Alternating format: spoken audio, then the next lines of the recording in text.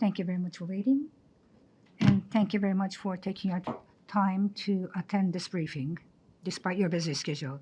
It is now the scheduled time, so we will now let start the briefing on human resource strategies, decarbonization strategies, and governance of NYK Group.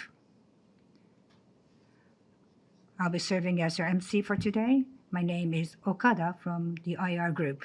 Please bear with me. First of all, let me introduce the speakers for today's briefing. We have Managing Executive Officer and Chief Human Resource Officer, Mr. Suzuki. We also have Executive Officer and Deputy Chief Executive of Management Planning Headquarters, Mr. Aso. And last but not least, the Head of Decarbonization Group, Mr. Koizumi.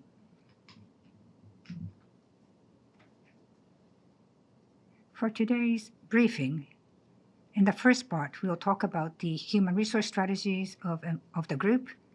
In the second part, we'll talk about the decarbonization strategies. And in the third part, we'll talk about the governance of our group. Please be advised that this session will be recorded for on-demand distribution later on. Without further ado, we would like to begin the presentation. Suzuki-san, the floor is yours. All right, this is Suzuki. I would like to first begin with the human resource strategies of the company. We have started rolling this out, the CX story, since last year, and we've been accelerating this effort this year. So we would like to begin with this. This is the table of content. We are be talking in three parts. In fiscal 2023, we announced the MTMP, the business strategy, of becoming ambidextrous company. So the CX story is going to support that. So the framework of the story will be explained after this. And then in the second part, we'll talk about the promotion of inclusion. Our group companies, we have altogether 35,000 people. How to leverage them is the key here. So we have to promote the inclusion of all these 35,000 people, especially in the integration of ONE, especially overseas. We have downsized the organization scale. So amid this environment, how to rebuild the global network is the question that we have to address. And also in this network, the Japanese people, they will be taking a leadership role. So how to develop those human talents, and in order to ensure the realization of our medium-term targets.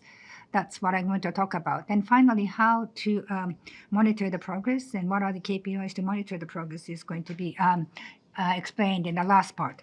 So the framework of the CX story.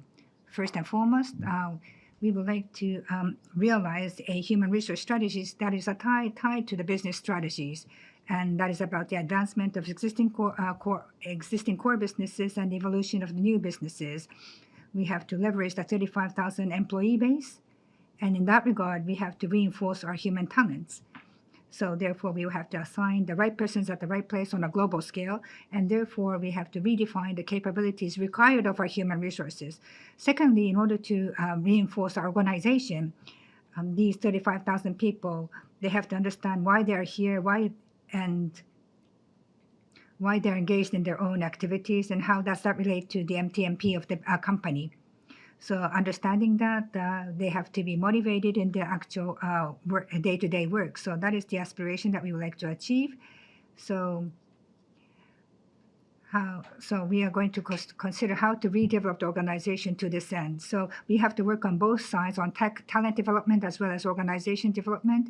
After 6 months starting this, we thought that those two elements are not really linked together. So we faced this challenge. So in order to address this, we decided to work on number 3 here, the governance, which will be serving as a catalyst between the two elements. So what kind of management standards each entity in each region will have to adhere to. We would like to transfer the authority to them in a proper manner, and also think about the talent required of them. especially the board structure, the management standard definition has to be done. And as a center of excellence, those we rolled out. So we would like to define the human talents and develop the human talents required of that. So this is the cycle that we would like to realize. And then that goes back to the talent development. Those are the 5 capabilities that we have defined this time around. The bottom 3 are the things that we have been addressing from before, the human resource that can support the Gemba expertise, and also the people who will be able to run the day-to-day operations. But we have added the 2 elements at the top here. In order for us to pioneer new businesses, those are not going to be the main line of business of NYK. Those are going to be mainly done at the independent entities. So it's not that we are requiring one skill, we are requiring the capabilities to run a company. And also, many of these new businesses are going to be technology driven. So this involves many different stakeholders, including the governmental authorities. So comprehensive engineering capability will be required. So we have to advance those capabilities. And that is going to be increasingly important going forward. So that is the reason why digital academies and the REAP, the mid-career development program, is currently employed in order for us to reinforce our human talents. And also for inclusion, not only gender, but overseas talents will have to be reactivated. And furthermore, one of the most important human assets are the seafarers. So we have 18,000 out of the 1,800 people, 600 are seafarers. So we would like to leverage them as the source of competitiveness. So that's the reason why we have identified these 3 elements: gender, marine, and global. Those will be the pillars of our inclusion activity. So if you look at the very bottom, the purpose of the company together with the mission will be shared amongst the employee base so that they can understand the significance of their day-to-day work on a daily basis so that we can excite them. That is the organization target that we would like to achieve. Now, the people, organization, and talents, in order to address them, we have not only individual initiatives, but in order for us to achieve our CX story, we have to share the aspiration, the direction that the company is aiming for, the aspiration of the company, and how to define. We really consider how to define the aspiration of the company and came up with this slogan: from a Japanese company operating globally to a global company headquartered in Japan. The significance of this is quite different, although the terminology may look similar. So out of the 35,000 employee base, 80% are non-Japanese working abroad. So we have to raise the motivation and engagement of these people. So including our cargo and also ships, the operating segments globalization has made a lot of progress. But then have we been able to globalize our management activities? So the legs and the arms are okay, but the brain, has it globalized? This is the question that we have. So that's the reason why we address this issue. So this is not only confined to the human resource program of the company. This is about the statute of the company. So it's not only about the human resource, but this has gone through the board discussions and came up with the slogan. So that is the reason we have agreed on this slogan. So let's look at the inclusion, starting with gender. Please look at the middle. Our target is 30% as percentage of female managers, but actual actions, please look at the different side. Recruit is not just about increasing the sheer number of female employees. Unconscious bias should be removed at the stage of selection. And in a very fair stage, though we start hiring, and very naturally, for the past 3 years, about 50% of new graduates hired are female. So we are going to take some measures to achieve the target of 30%. And as to the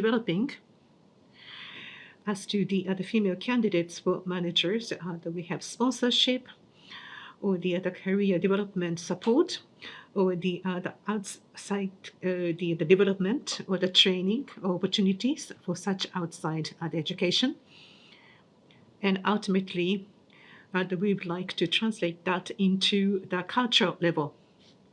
And we are going to talk about how we are going to do that later. For example, the top the management message is sent to all the employees. So not just staying on, but we expect them to manage to participate in the management of the company as well. Next, marine. The biggest characteristic of human resources of a group are seafarers. It's not just about the shipbuilding or people are the crew members of the ship.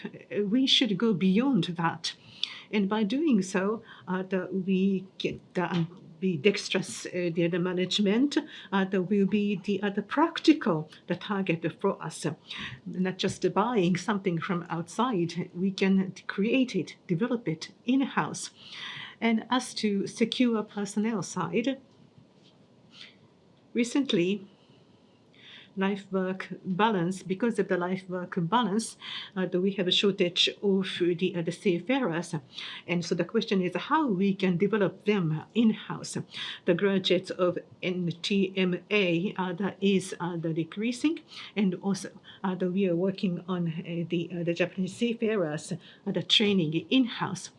And for example, the seafarers that can go to the MBA education, and the overseas the employees can take up very important positions.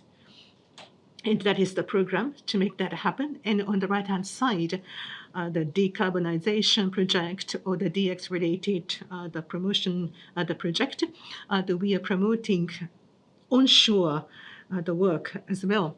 So this is to raise engagement of seafarers.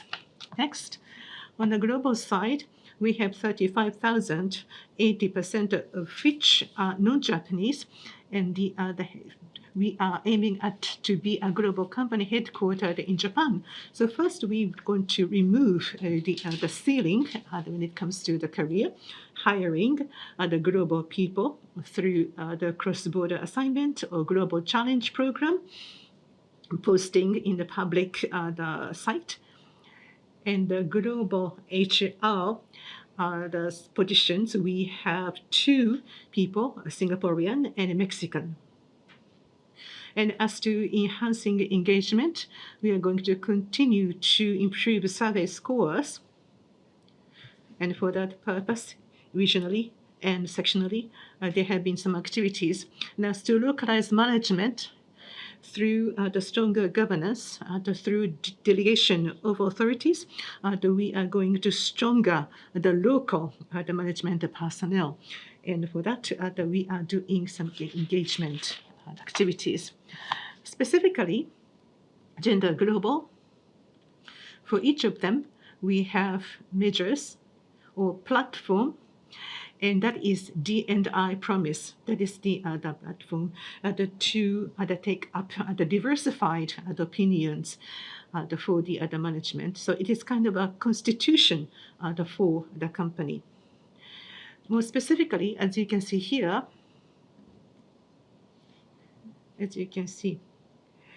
we are going to leverage gap into the power. And also, we are going to raise the sense of loyalty.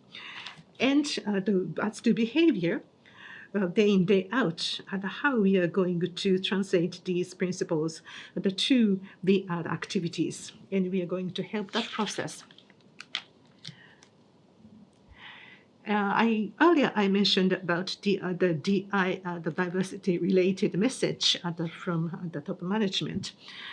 So we have been working to provide the support so that the people will not leave the company. But we are changing gear here, as you can see in the yellow, gender diversity, which contributes to the company's future growth. That's what we are aiming at. And also the second red line. This is about not just to increase the number of the female employees, but we are going to have the leap in the utilizing the female personnel. One of the other measures that we are going to take is CX Neo. And this is to raise the engagement of the seafarers. I'd like to talk about this because the most important asset for us is the seafarers. And the turnover rate recently is rising, the higher than the on-land the employees.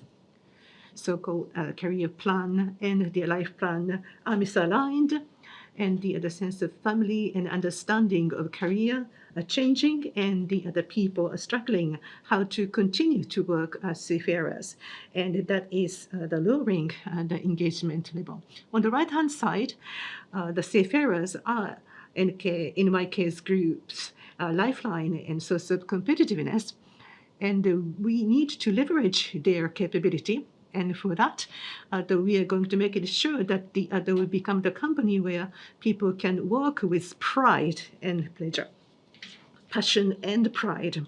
And of course, we need to expand the scope of their work, but also we need to balance career and life plans for the past 15. Well, for example, it takes 15 years to be the chief engineer, and but by making the promotional program more flexible, we could give more opportunities for them to continue to work, and also the compensation, salaries, and educational period.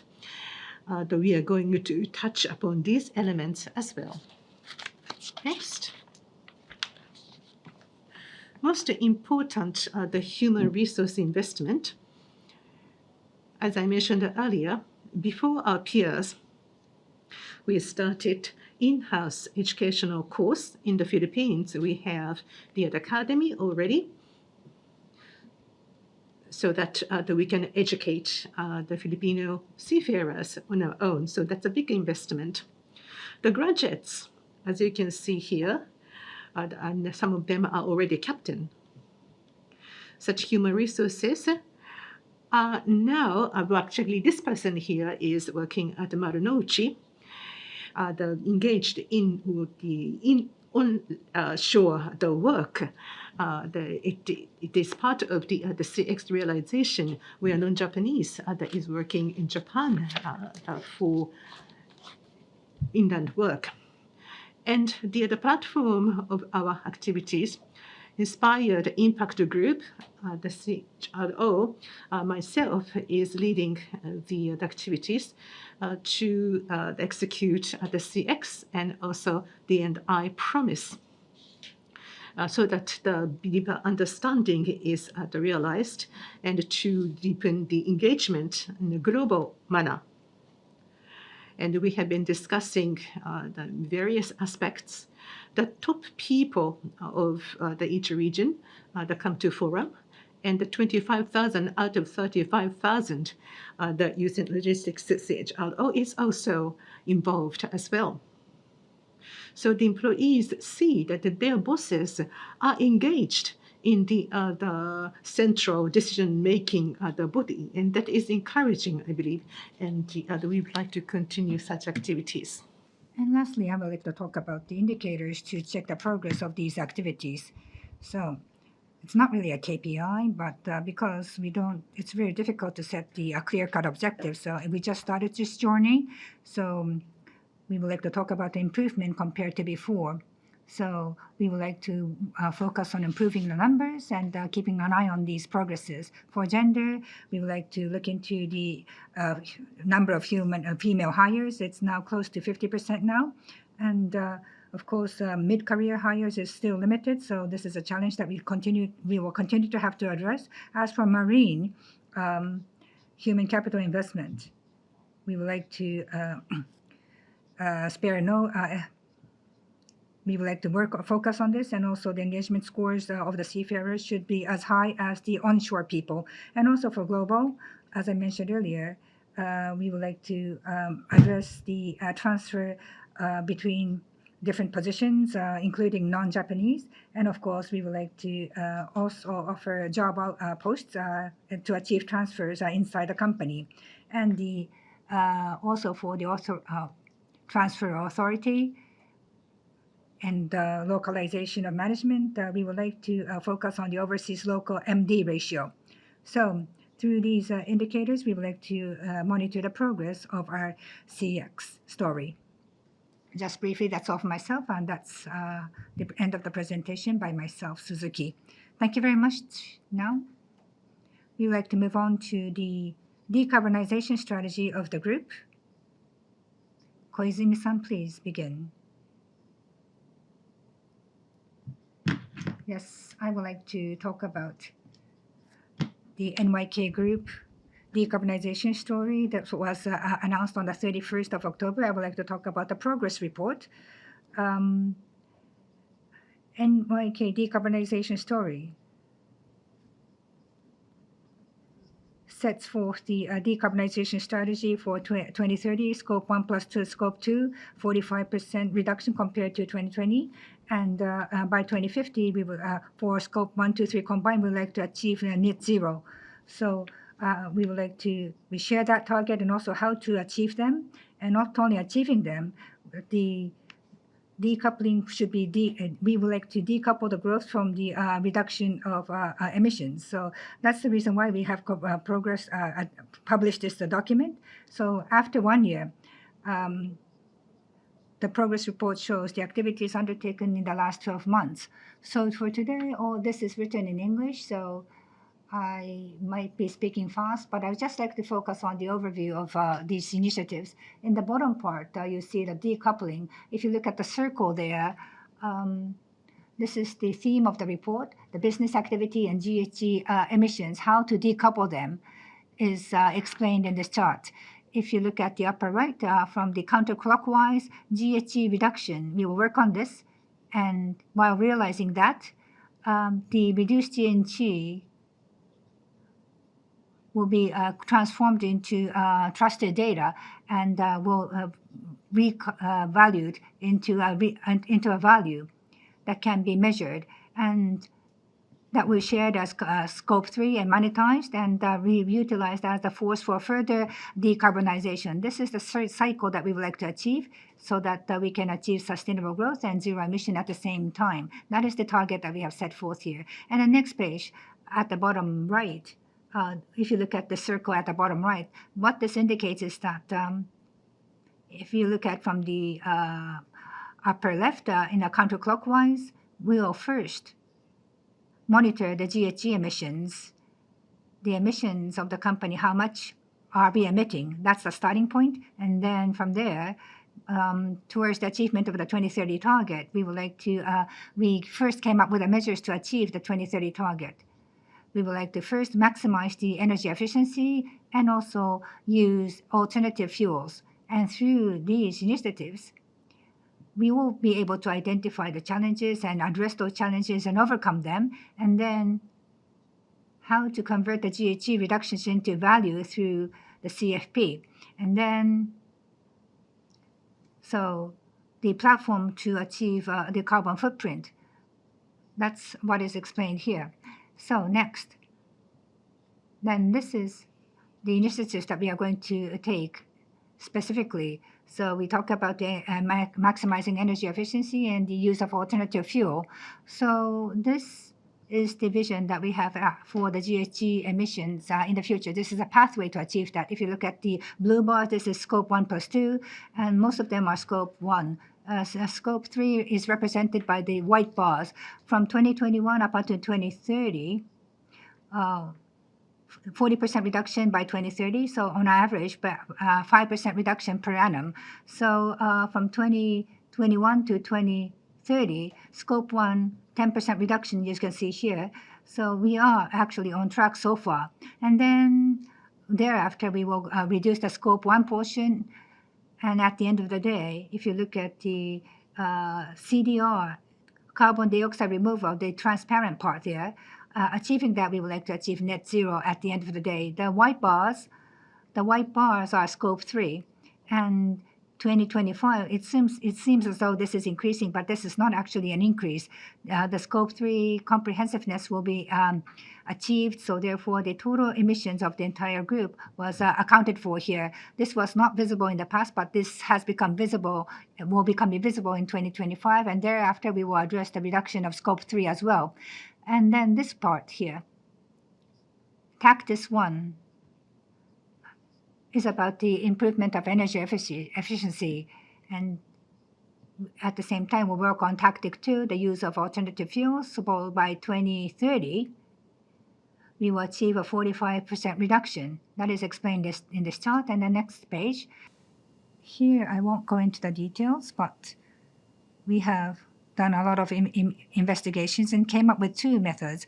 One is about the wave breaking reduction, resistance reduction, and also the reduction of hull resistance. And also the other one is the optimization of the engine, improving the energy efficiency of the engine. So far, the vessels are speeding down. So rather than the wave breaking resistance, the engine initiatives are likely to deliver greater results. If you can go on to the next page. So I won't go into the detail and explain everything here, but there are many different approaches that we can explore. Basically, all these are existing technology, and we've been using these technologies in the past, but each technology will have an effect to improve by several percentage points, but all combined can deliver a large effect. The next page, please. Again, this is detailed, so I won't go into the detail, every detail here, but in the progress report of the decarbonization story, what technology will be employed are explained here. I won't go into the detail here and skip all these detailed explanation, but up until phase 1 is from 2024 to 2026. Phase 2 on the right is from 2027 onwards. Abatement cost, GHG reduction, we will start using from less expensive technology going to the more expensive technology over time.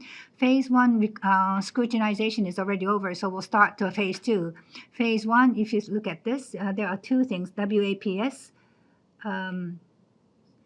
is about the technology that use the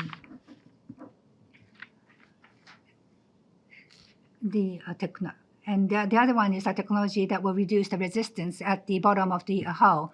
So this is more expensive, so we would like to further refine this and scrutinize this going forward. The next one is the conversion of the fuel. So e-ammonia, e-methanol, those new fuel will not become available up until 2030. So in this period, up until then, biofuel and other existing things that are available will be utilized in order to improve, in order to achieve this fuel transformation. So at the same time, we would like to increase the vessels that will use new fuel so that we can achieve net zero at the end of the day. That is what is explained here. And the next one, this one shows the fuels available, i.e. biofuels. The first generation biofuel, for example, sugar canes, and corns. Those are based on food, using food as a raw material. So those are not available anymore. Those are not used anymore. Now we are using the waste food oil. That's the second generation biofuels. And we have increased the portion to 24% and mix with heavy oil so that they account for 24% of the composition. So that is the current biofuels that we're using. And different from the heavy oils, this will do something wrong for the engines. Therefore, onshore, the engines, we have a test engine onshore. So using these test engines up until now, for a long period of time, it took a very long period of time to look at the performance and the impact on the engines, but we've been able to shorten this investigation time frame. And also at the vessel, for 3 months or up to 6 months, we use biofuels to see whether there has any impact on the engine of the vessel. That has been investigated. So for the past 1 year, we have been doing these things. What we have learned, please look at the left-hand side. Technologically speaking, biofuels are usable. That we used 3 months and 6 months, and we saw that it's not the big impact on the engine. But that there is a next challenge in using biofuels, how to take data or the biofuel. Each one of them has different carbon the score and the carbon accounting and how to manage carbon counting and the value coming from that accounting. Next page. On the next page, it's about the value of carbon and how are we going to translate it into value. By reducing scope 1, we are transitioning the energies, fuels, but for our customers, it is scope 3. So on our side, scope 1 reduction, and on the customer side, scope 3 reduction. On the customer side, there will be more and more demanded to reduce scope 3. So now there is an environment where we can compete with customers in that perspective. On the left-hand side, we have the common platform to exchange environmental data. That is a must. And for example, so that to avoid that we are going to sell the environmental value twice. And secondly, the environmental value, how much it's about how much we could reduce the carbon. But the question is, what is the benchmark for the definition of the reduction and how to set the benchmark? And thirdly, how to manage such data. So it is becoming more and more important. And the next page, it's one program or project from the left-hand side using biofuels. We reduced some emissions, and then that creates value, environmental value, and how to monetize it. In the middle, this is the platform, and this is the third party, the certifier, and also the mechanism to avoid the sales twice or double sales. And using such technology, NYK customers or from NYKs, that we sell it to the use and logistics, for example, as environmental value. So the reduction on the part of the marine, the transportation, that we could sell it to the logistics side. And in the near future, probably we will be able to make an announcement about it. Here, this is about how to set benchmark. This is just one example. The vessel, the transporting automobiles, that there is a calculation method for reduction of GHG, and the method that is different from entity to entity. Now there is a move to make integrated or the uniform way to calculate it. And we have the Smart Freight Center collaborating with us to make that happen. On the next page.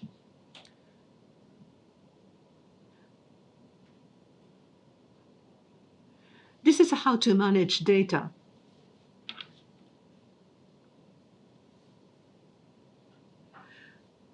For example, in the case of scope 3, you use a coefficient.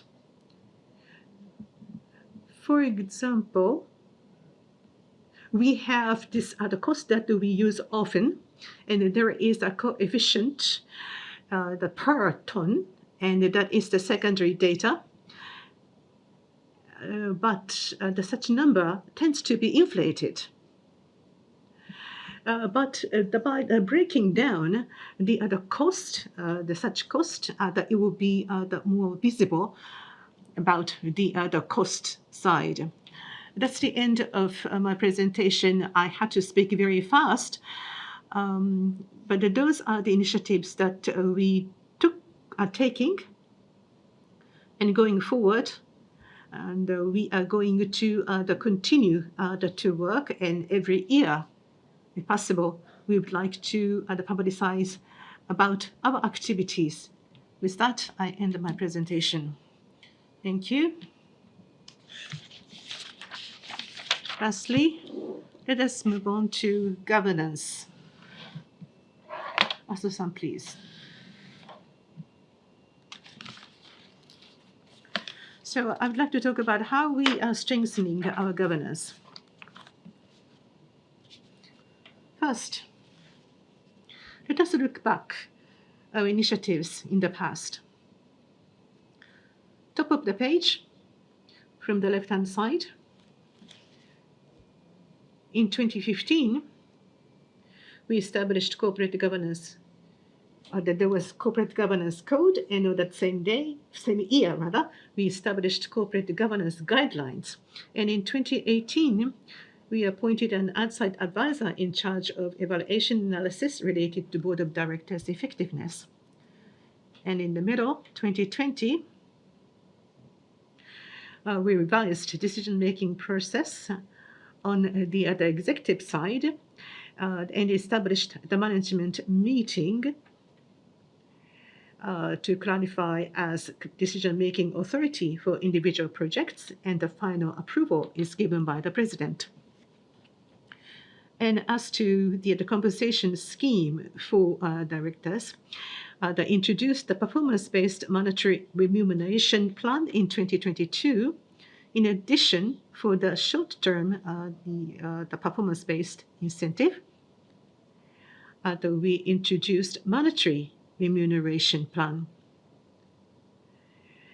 So the performance-based, the incentive based on the share price, we also added this performance-based monetary remuneration plan.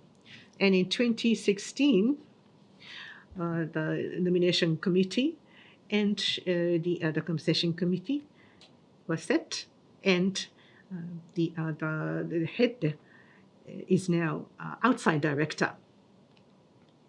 And on the right-hand side, in 2023, with the change in the articles of incorporation, we transitioned to a company with audit and supervisory committee. And that was a significant change. At the bottom, on the right-hand side, we have the ratio of outside directors.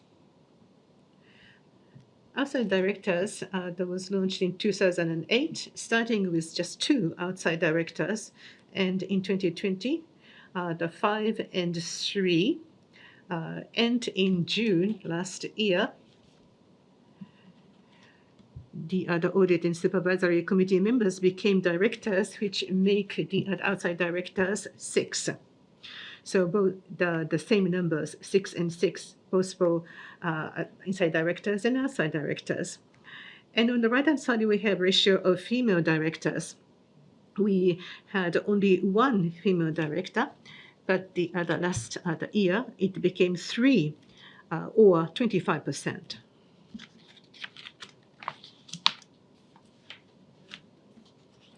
Last fiscal year, we became a company with audit and supervisory committee. About 18 months have passed since then. And the things are moving on in line with the expectation of the change of the structure. And as to the BOD's effectiveness and its evaluation, it is positively evaluated. There are some issues, challenges, but the practice or operation is in line with the initial expectation. And please look at the three aims of the transition. It's like a textbook text, but first of all, we speed up decision making. And we have reviewed the agenda for the BOD, and the important decision making were greatly delegated to executive directors. And that reduces the time for the decision making. Now we are ready to make the quick decision compared to the past. So we will be more flexible for the changing the business operation. And then, as for the transfer of authority, previously the individual investment items were handled in many cases by the board level, such as those energy business that has a high sizable investment project. So in many cases, we had to wait for the board meetings to be held. But with this delegation to the executive side, the number of issues that are handled at the board level has been reduced. Of course, with those investment projects where we have a huge track record can be left to the decisions at the executive level. But when it comes to the new businesses where we don't have a strong track record, or M&A initiatives, which are very important for the company, risk evaluations and other matters are discussed thoroughly at the board level. So those things are still discussed at the BOD level. Now, the second item here, the transition from a management board to a monitoring board. What I want to say here is that the board's time can be allocated for items that will lead to the long-term growth of the company. And by doing so, we aim to improve the improvement of the effectiveness of the board. So in doing this, not only the investment projects, but because we changed the items to be tabled to the board so that we can allocate more time for medium to long-term discussions. And number 3, monitoring functions reinforcement. In the previous setting, when we had the audit and supervisory board, all the outside audit members sat on the board and had a discussion. But back then, they were only serving as observers. But now that we have made a transition to the Audit and Supervisor Committee, these members are also sitting as board members while sitting on the Audit Committee. So therefore, the monitoring function of the board has been reinforced with this transition.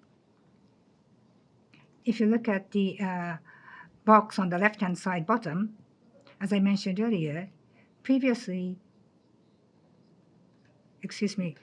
the outside director is the chairman of the Audit and Supervisory Committee, and the outside directors account for the majority of the nomination committee and also for the other committees. The advisory, out of the 6 members, 4 members are outside directors, and one of them is currently sitting at the Audit and Supervisory Committee. And with the outside directors, not other than the board committees, and also they are sitting on the place for the exchange with the executive side. So they are participating in these meetings in a regular manner so that we can have a more flexible and free discussion amongst these different members. And also with the outside directors only, we also provide a venue for them to have a discussion on the board matters relating to the company only with the outside directors. And in addition, the outside directors, they have an opportunity to look at the field, the gemba of both abroad and Japan, such as the facilities out of Japan, or when we're building ships, they also have an opportunity to inspect on them so that they can deepen their understanding on the business of the company. So those are the initiatives that we have been undertaking. And in this slide, after the transition to a company with the audit and supervisory committee, these are the topics that we have discussed at the BOD level.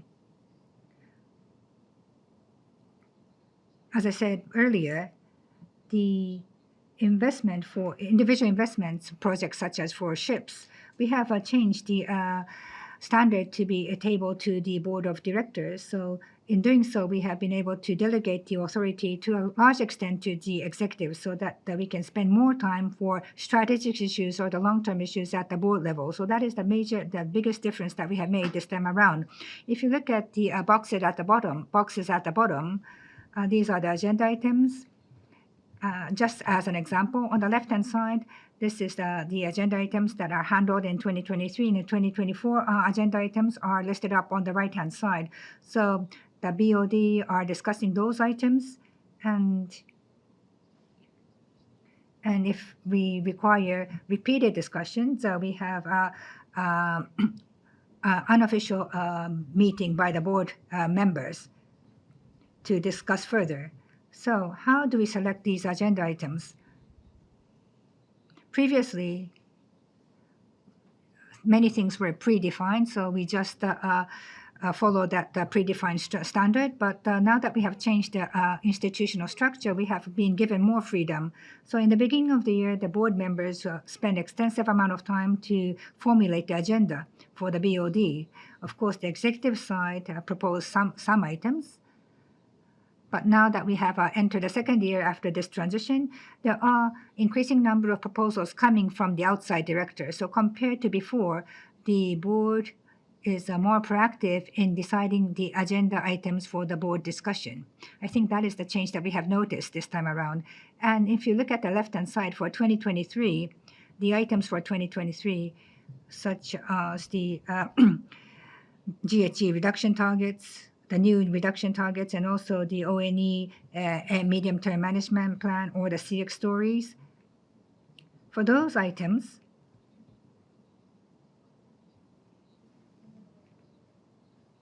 not the style that we only share them after finalizing this matter. We will consult with them from the middle of the formulating these items and input their feedbacks as we develop the documents. So I think in this way we have been able to improve the effectiveness of the board. And in the beginning of the fiscal year, we have an off-site meeting, something like a boot camp. It's a whole day, full day meeting. In this meeting, we talk about the budget and also the operational matters for the each division. With all the division heads and outside directors have a very in-depth discussions all the way to the specifics. And not only finishing at that point, on a regular basis, the board members will monitor the progress of business implementation. So we are doing this in order to improve the understanding level of the outside directors and improve dialogue.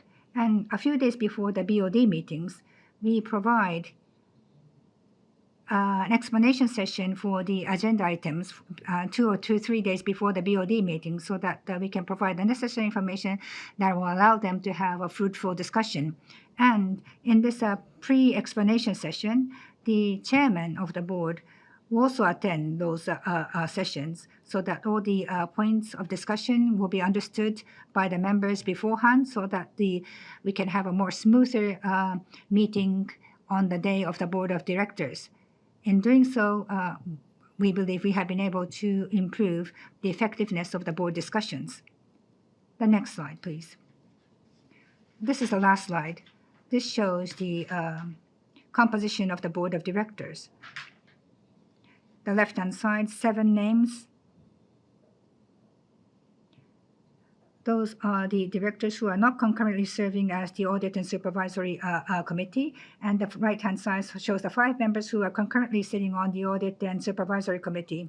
The yellow highlight part shows the independent outside directors, who account for half of the board. The outside independent directors, they are the prominent persons in many different industry sectors, and they represent many different backgrounds from other companies which are not the in-house directors. They offer very candid opinions that are very useful because those are the knowledge that we don't have inside the company. And we've been able to have active discussions. In many cases, we run out of time, but I think they have been contributing a lot for the improvement of the corporate value of the company. That's all for myself. Thank you. We would like to close the briefing on human resource strategies, decarbonization strategies, and governance of NYK Line. Thank you very much for your participation.